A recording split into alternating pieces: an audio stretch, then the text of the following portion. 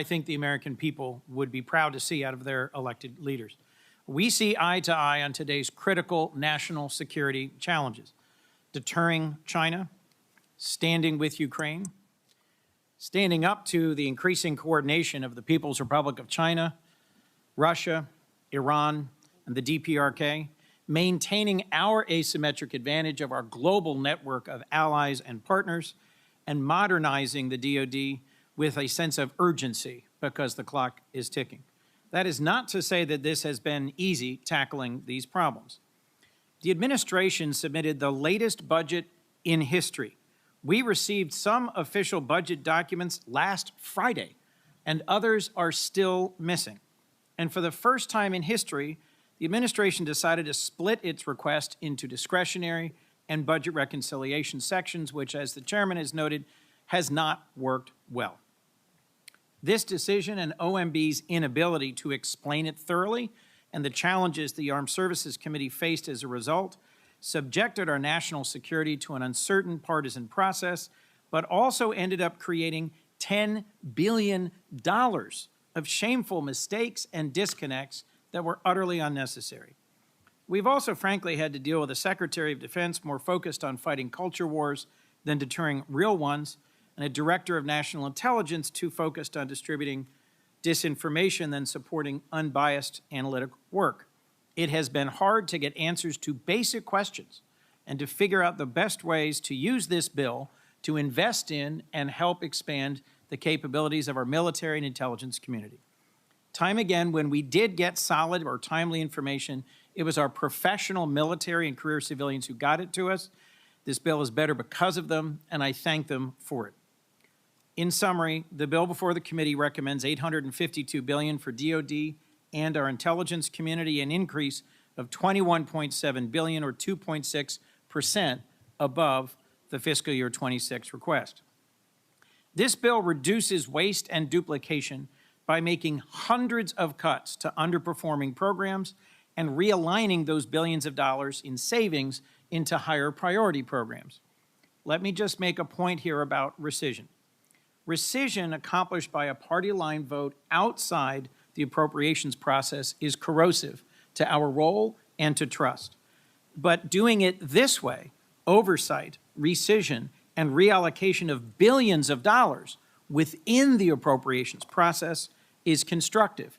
And anyone who wants the details of the rescissions and reallocations that were accomplished through this bipartisan process, I'd be happy to give you those details. One of my highest priorities was our allies, and this bill delivers.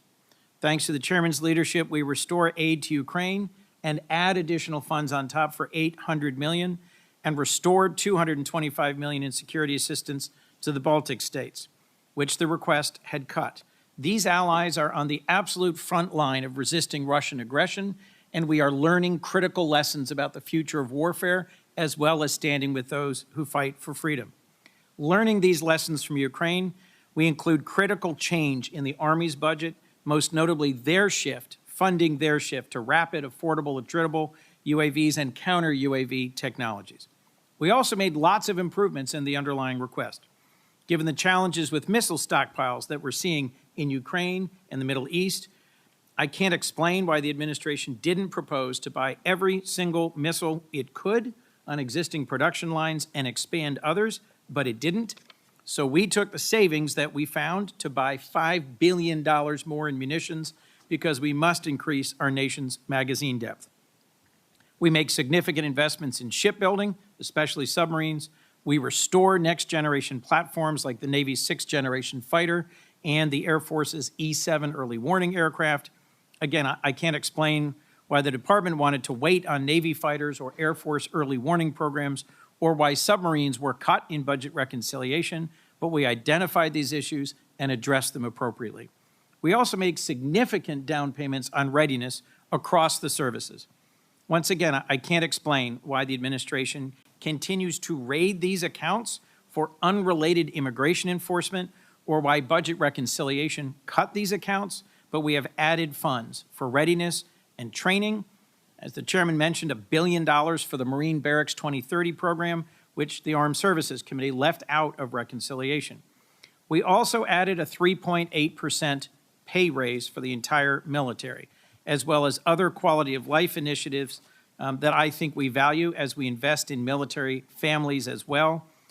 We got rid of the basic housing allowance for service member and families 95% and raised it to 100%, a 6-year-old problem, and we fully fund the child care fee assessment program.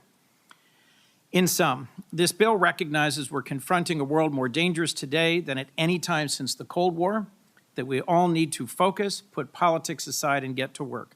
I urge this committee to support this legislation. As the chair referenced, 95 senators filed 11,000 requests.